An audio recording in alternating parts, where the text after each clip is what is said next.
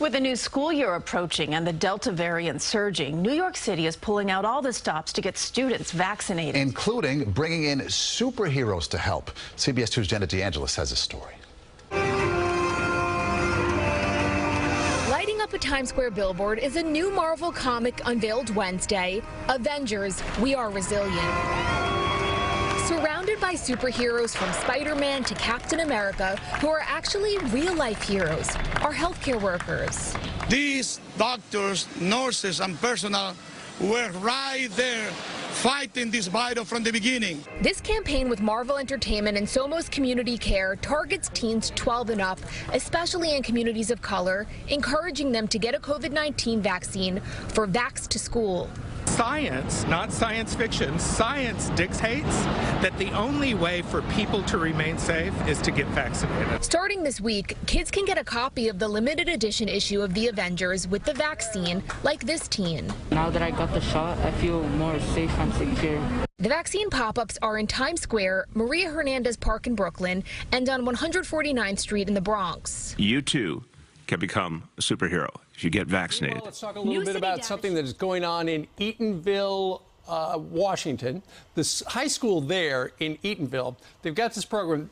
If you are on a sports team, regardless of the team, you've got to wear this ankle tracker. It's kind of like an ankle bracelet. Right. Sure, absolutely. An ankle bracelet or a prisoner. It's the same thing. Anyway, what they're doing is they're trying to figure out, the school in their wisdom said, okay, we're trying to keep the kids socially distanced, so we're going to get a contract with this company for these ankle trackers. It's got visual and audible sensors when kids are too close to each other. So if I'm within, whatever they set it for, 6 feet of another kid with another ankle monitor, it goes off. The whole idea is to keep the kids apart, but then the parents found out about it. Hey, wait a minute. The school is tracking the children, and the school said, look, they leave it at school. We're not tracking your kids. But one mother said, ankle bracelets are for criminals, not for kids. Right, and so they're having a school board meeting tonight because now they're saying, all right, we won't make you do this until we hear the community's input.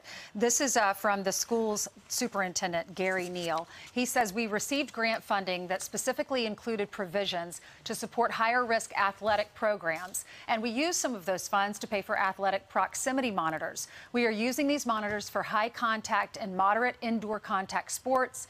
The monitors are for both staff, coaches, and students on the field, regardless if they are vaccinated or unvaccinated. If a student or coach tests positive, we will have immediate information regarding athletes and coaches and contacts so we can more tightly determine who might need to quarantine. Right, and of course, approach that Delta is taking. We've seen this from airlines deciding how are they going to get more employees vaccinated.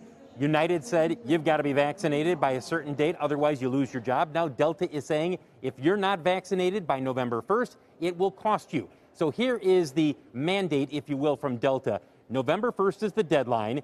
Unvaccinated workers will be hit with a surcharge, a monthly $200 surcharge on their health insurance if they are not vaccinated. In announcing the new policy, Delta CEO Ed Bastian said the average hospital stay for COVID-19 has cost Delta $50,000 per person. This surcharge will be necessary to address the financial risk the decision to not vaccinate is creating for our company. You take a look at shares of Delta, keep in mind that 75% of the employees are already vaccinated. What about the other 25%? That comes out to about 17,000, 18,000 employees. They are not vaccinated. So they've got 75,000 employees. The goal is to get as close to having complete vaccination for all employees, and that's why Delta is taking this approach. Quickly, also want to talk about American and Southwest. If you look at the 4 largest airlines in the U.S., you now have United and Delta setting vaccine mandates, if you will, but you haven't heard anything from Southwest and American. Both airlines say they highly encourage their employees to get vaccinated, but at this point, neither of those 2 airlines has made a decision to follow what we've seen from United. Running out of room in the city, the Premier headed west, striking a quarantine deal with Toowoomba businessman John Wagner. Good morning, Toowoomba. Well, it's a bit windy and cold up here today. As hotel capacity feels the heat and Delta rages in southern states. We've got to get on with this. It is a race. This is a race. Moving ahead with plans to transform this block of land near Wellcamp Airport into a quarantine hub for up to 1,000 returned travellers. I'm pleased to announce that my government has reached agreement with John Wagner and the facility in Toowoomba will be built. Modelling it on the Howard Springs complex in the Northern Territory. The first 500 rooms are expected to be ready by the end of the year. To make sure that we have the best fit-for-purpose regional accommodation facility for return travellers that there is in the country or in fact the world. Initial design plans include a mixture of single, double and family style cabins. Balconies for the 1,000 rooms will also be included, but hallways will be banned to limit the risk of a COVID leak between rooms. The work has started now. It's time for the politics to end. But perhaps it hasn't. Asked whether the Prime Minister knew about the announcement. Quite sure he does now. We've made it very clear that that facility did not meet the national guidelines. Scott Morrison repeatedly knocking back the idea, and now... Good for them, and I wish them every success. The Mayor also caught off guard. It was very, very clear that we had been bypassed in the conversation. More than 400 jobs are expected to be created during construction, but the government's refusing to say how much the Wellcamp hub will cost taxpayers, saying it's commercial in confidence. I'll tell you, it's a lot cheaper than Pinkenba. In a partnership with the Commonwealth, the 1,000-bed facility in Pinkenba at Damascus Barracks is set to open next year. But there are no freedom to wear no mask, but you know something, you're a schmuck for not wearing a mask. Arnold Schwarzenegger is not holding back when it comes to calling out anti-vaxxers and those refusing to wear a mask.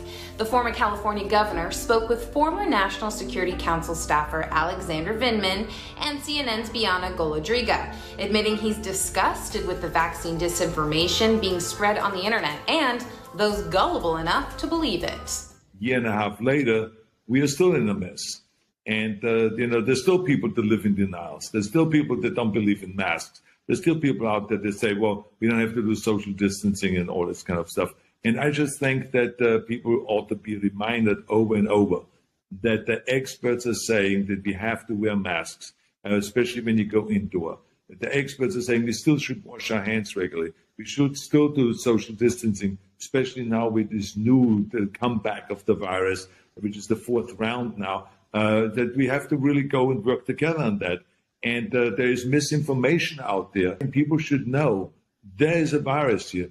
It kills people. And the only way we prevent it is to get vaccinated, to wear masks, to do social distancing, washing your hands all the time, and not just to think about, well, my freedom is being kind of disturbed here. No, screw your freedom. Screw your freedom.